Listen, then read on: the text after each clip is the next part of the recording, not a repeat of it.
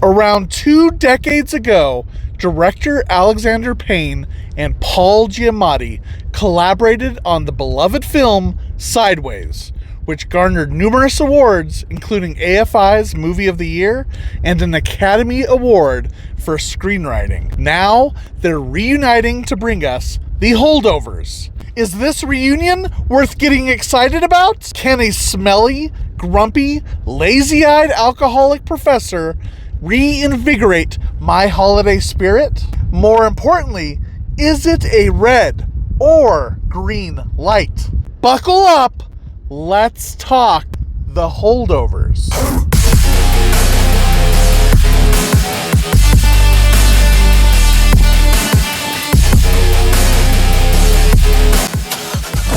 The Holdovers is set in the winter of 1970 at the prestigious Barton Academy, where students and faculty eagerly anticipate this Christmas winter break. However, not everyone shares the same excitement, as the Holdovers have to stay in school during winter break. And Lilu, the name of the movie? Paul Giamatti takes on the role of Paul Hunham, an unpopular and irritable ancient history teacher who relishes in giving F+. Lilu, he's basically the Grinch, but with a severe drinking problem. He's given a 2-week assignment to oversee a group of students during the holiday break. When a twist of fate leaves only one remaining student in the care of our professor and the school's grieving cook, an unexpected bond forms. Just like the unexpected bond between me, the grumpy film reviewer, and the innocent little poodle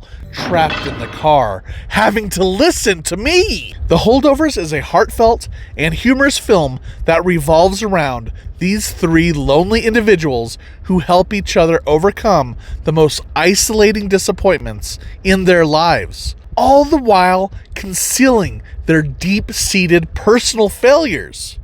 Each of the characters mask profound pain beneath the surface. This film is a rare gem that isn't made much anymore, and won over my grinchy heart with its perfect blend of emotional depth and comedy. I dare say it's destined to join the ranks atop my favorite Christmas classics. Hallelujah, the holidays, twinkling lights, Christmas trees, and a drunk Paul Giamatti teaching you about ancient history. This isn't your typical Christmas movie, though.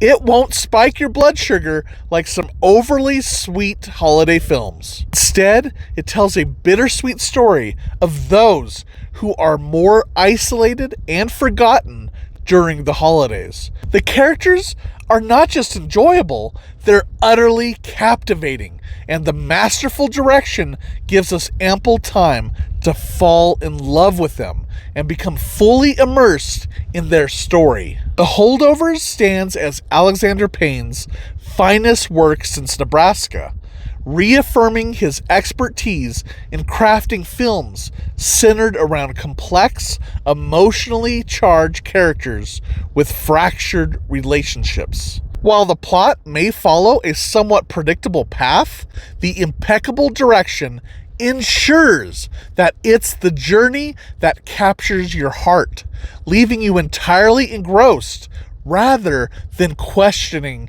its familiarity. It is Alexander Payne's gift to be able to take the familiar and make it seem fresh, but still keeping that nostalgic feeling. The film feels like a cozy, familiar blanket, its warmth emanating from the heart rather than relying on manipulative storytelling. Sprinkle some wonderful Cat Stevens songs on the top, and this film welcomes you like a warm hug.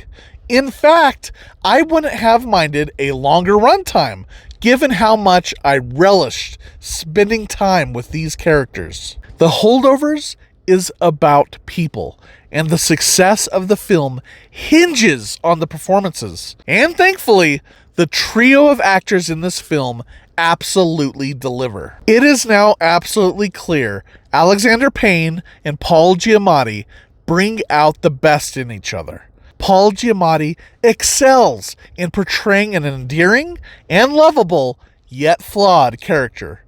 He is able to take a familiar character arc and transcends the grumpy guy trope seen in countless other films. No one can play a lovable asshole quite like Paul Giamatti, and it is so wonderful to have him as the leading man once again. This may well be a career-defining performance for him, and it would be a travesty if he were not considered in the conversation for the year's best actors. Lilu's kind of a lovable asshole. Oh, no, you aren't. You're just a good girl.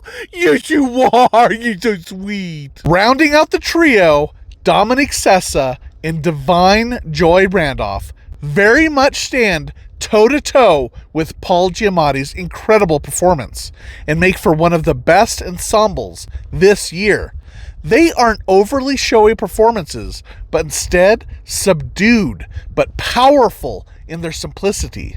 This makeshift family was so compelling to watch as their conflicting personalities contrast with one another and make for such an enjoyable film dynamic that makes the film highly rewatchable.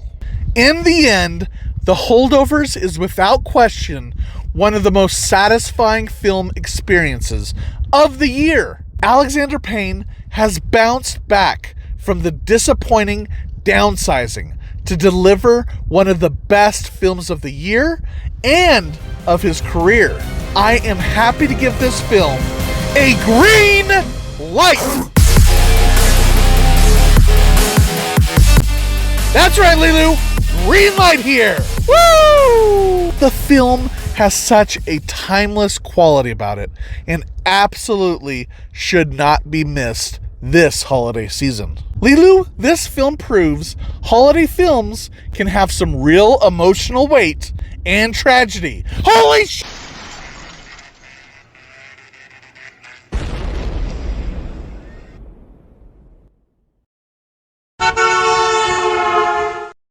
Lilu, you are lucky you get to spend Christmas with me. I am a bundle of joy. Aren't I, Lilu? Yes, I am. I'm a bundle of joy. Yes. Merry Christmas, Lilu. You get to hear more of my movie reviews.